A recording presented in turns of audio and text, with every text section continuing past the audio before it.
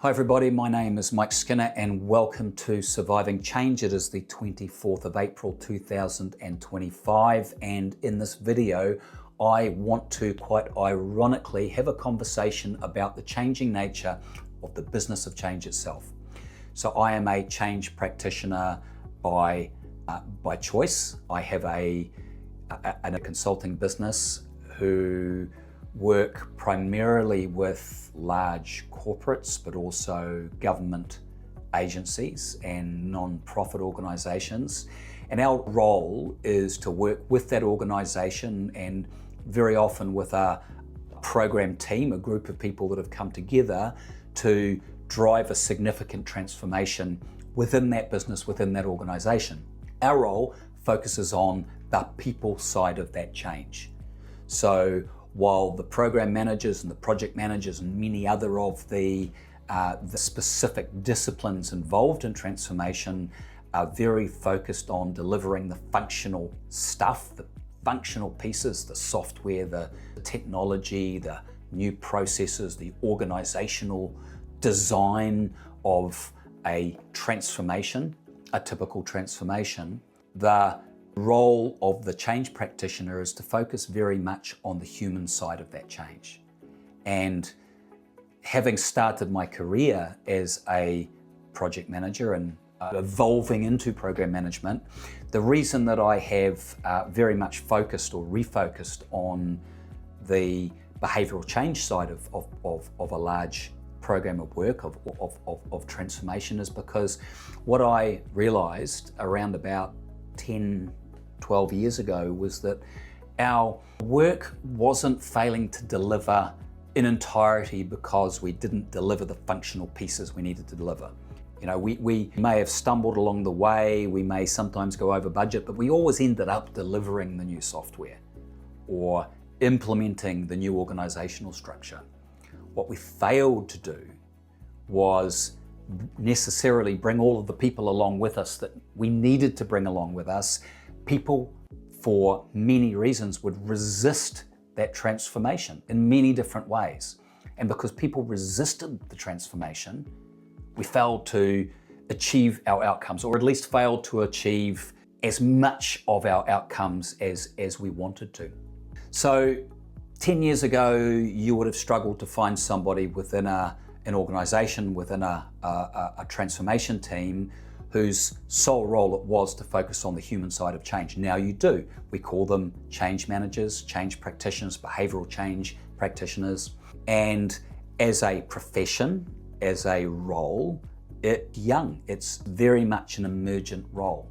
And what that means is that the underlying methodologies are, I wouldn't say diverse. There are probably only a half dozen that I could name in terms of underlying methodologies that are accepted. That, you know, if you're applying for a role within an organization, let's say as a change manager, there's very few qualifications or methodologies that the HR folks are going to ask for in their ad. And a topic for a completely different video, but I would argue that many of those methodologies are incredibly limited, incredibly focused on very specific types of change and quite limited in their abilities and in their depth. But regardless, that's consistent with a reasonably emergent role or profession. So, you know, let's just accept that and move on. Individuals who are working in these change specific roles are also very diverse in respect to their academic and their professional backgrounds. You see a lot of people that come from a communication or a training education background. You see a number of people like myself that come from a broader transformation background. And I guess we're slowly starting to see individuals who have purposefully chosen a career in behavioral change whilst going through the school system, going into university, selecting specific courses or education, and then going into organizations in junior roles, specifically focused on change. But overall, we are a very young profession and a very undefined profession in that sense. Now, the flip side of that is that the organizations that we're working for, the transformation teams that we're working with, are also limited in their knowledge and understanding on how to consume our value. And I think this is a really important point. I find that in the majority of the engagements that I have, the clients that I work for, the organizations that I'm working for, my biggest challenge is not performing my role, being able to extract value, deliver value as a change practitioner. My biggest challenge is actually in helping the organization understand how to consume my value. The analogy here that I often give is if I'm, let's say, working for Emirates or any large global airline, you can have a team come together to execute a flight from point A to point B, and you know, from the pilot down to the most junior air crew on that flight, they may never have worked together before, but they very clearly and explicitly understand each individual role that the team is going to play and what expectations that they have of each other and how the different roles will work together in turn in order to extract the best value from each other. Now, as a change practitioner, as a profession, we're just not there yet.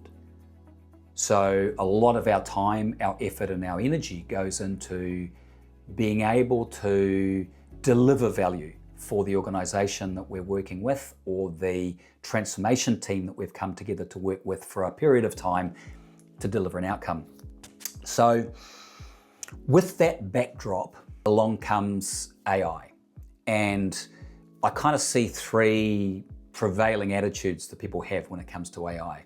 One is, hey, really interesting, need to keep an eye on it, could make a massive difference. That's kind of the first attitude that I see. The second attitude is that, hey, this is a real threat to my role, to what I do. I'm afraid of it, so either I'm going to kind of ignore it and push it into the background, or I'm going to worry that the job that I do, the profession that I have, is not going to exist in 2 years, 5 years' time because AI is going to take that over. And the third attitude that I see is, hey, this is really fascinating and interesting.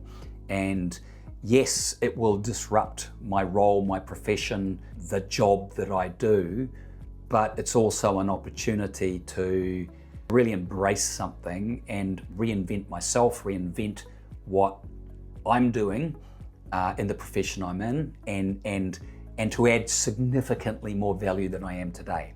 Now I'm kind of taking that third view, and if I kind of bring together behavioral change as a very emergent skill set and a much misunderstood one within organizations and transformation teams, and AI, and I bring those together, I think as a profession and as a critical skill set that is absolutely needed within organizations and absolutely needed within project and program teams driving transformations, we're going to reinvent behavioral change. And I know that is a much overused term, but I believe it's true. I don't think that AI is knocking on the door of behavioral change. I think it's sitting on the couch in the living room with its arm around us. And it is as much an enabler of value and capability as it is a risk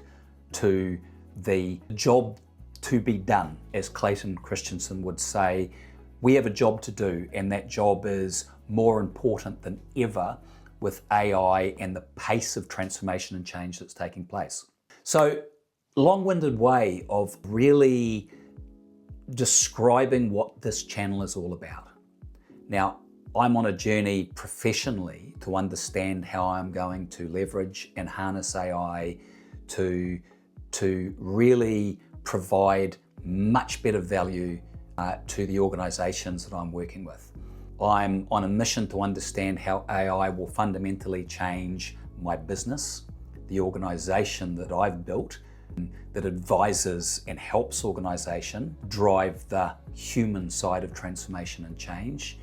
And I'm in no way concerned that AI will replace the role that I play and the role that the industry that I'm in plays within business of all kinds.